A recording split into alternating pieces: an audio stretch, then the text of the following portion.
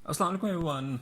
Today we're going to start respiration and this is Guyton chapter number 38 which is pulmonary ventilation. अच्छा जी, तो first part में है components of respiration.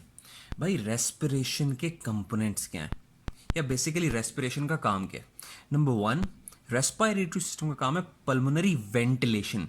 Pulmonary ventilation क्या होती है? Pulmonary ventilation होती है एयर को बाहर एटमॉस्फेयर से उठाना और एल्वियोलाई तक पहुंचाना और एल्वियोलाई से एयर को निकालना और बाहर एटमॉस्फेयर तक लेके जाना. हमें पता है कि हम ऑक्सीजन को बेसिकली हमने एल्वियोलाई तक पहुंचाना होता है और कार्बन डाइऑक्साइड को एल्वियोलाई से निकाल के बाहर एटमॉस्फेयर में फेंकना होता है. तो इसे हम कहते हैं pulmonary ventilation, to ventilate alveoli.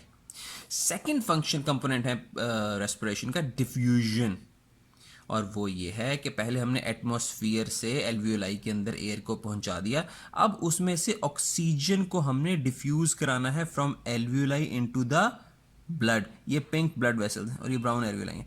अब एल्वियोलाई से ऑक्सीजन को उठाया और डिफ्यूज करा दिया इनटू द ब्लड, या कार्बन डाइऑक्साइड को ब्लड से निकाल के एल्वियोलाई के अंदर फेंक दिया ताकि वो बॉडी से या लंग से बाहर निकल जाए.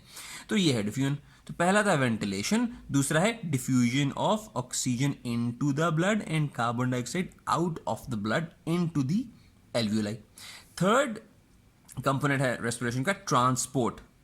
ट्रांसपोर्ट का मतलब है कि जिस ऑक्सीजन को हमने यहाँ ब्लड के अंदर पहुंचा दिया है इनटू द पल्मोनरी वेसल्स, अब उस ऑक्सीजन को हमने बेसिकली ऑर्गन्स तक पहुंचाना है. तो दैट इज ट्रांसपोर्ट. या ऑर्गन्स में जो कार्बन डाइऑक्साइड प्रोड्यूस हो रही है उस कार्बन डाइऑक्साइड को ट्रांसपोर्ट करके पल्मोनरी वेसल्स के अंदर लेके आना ताकि वो डिफ्यूज करके एल्वियोलाई में जाएं और फाइनली वेंटिलेट करके लंग से बाहर चली जाएं. तो पहला कंपोनेंट था वेंटिलेशन, एल्वियोलाई तक पहुंचना एयर का.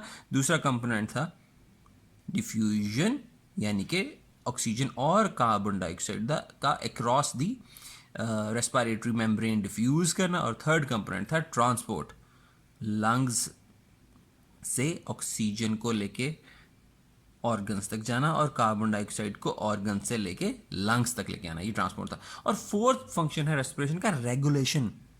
ये जो हम इंस्पिरेशन और एक्सपिरेशन कर रहे हैं जिससे ऑक्सीजन अंदर आ रही है और कार्बन डाइऑक्साइड एक्सहेल आउट हो रही है, उसको रेगुलेट भी करना पड़ सकता है. कभी रेस्पिरेशन को तेज करना है, कभी ज़्यादा करना है, कभी स्लो करना है, कभी ज़्यादा शैलो करना है, कभी डीप करना है.